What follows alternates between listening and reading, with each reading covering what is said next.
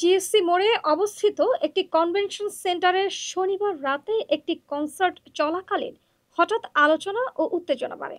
দুই পক্ষের মধ্যে হট্টগোল শুরু হয়, ভাঙচুর হয় এবং পরিস্থিতি নিয়ন্ত্রণে আনতে পুলিশের গুলির শব্দ শোনা যায়।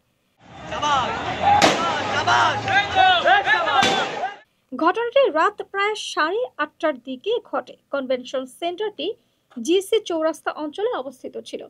কনসার্টে একটি মোটরসাইকেল কোম্পানির আয়োজন ছিল এবং সবার জন্য তা উন্মুক্ত ছিল। গান পরিবেশনের জন্য আর্টসেল ব্যান্ড দেওয়ার কথা ছিল।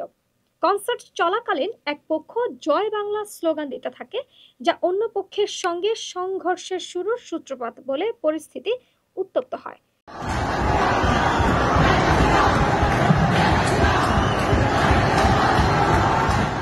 একটি দল কনভেনশন সেন্টারের মূল গেট ভাঙচুর করতে চেষ্টা করে এবং জানালা ও দরজার ইত্যাদিতে ক্ষয়ক্ষতি হয়। পুলিশের একাংশ গুলি ছোড়ে। যে ভিডিও সামাজিক যোগাযোগ মাধ্যমে ছড়িয়েছে তাতে একটি ব্যক্তি গুলিবিদ্ধ অবস্থায় দেখানো হয়েছে। একজন যুবক, যার নাম মোহাম্মদ শরীফ, গুলিবিদ্ধ হয়ে চট্টগ্রাম মেডিকেল কলেজ হাসপাতালে ভর্তি হয়েছেন। পুলিশের একটি বিবৃতি অনুযায়ী, ভাঙচুর ও রাস্তা অবরোধের ঘটনায় পরিস্থিতি নিয়ন্ত্রণহীন হয়ে ওঠে। তারা জনসমাগম সরাতে ব্যবস্থা নেয় এবং নিরাপত্তা বাহিনী গুলির আওয়াজ করতে পারে এমন একটি পরিস্থিতি তৈরি হওয়ায়।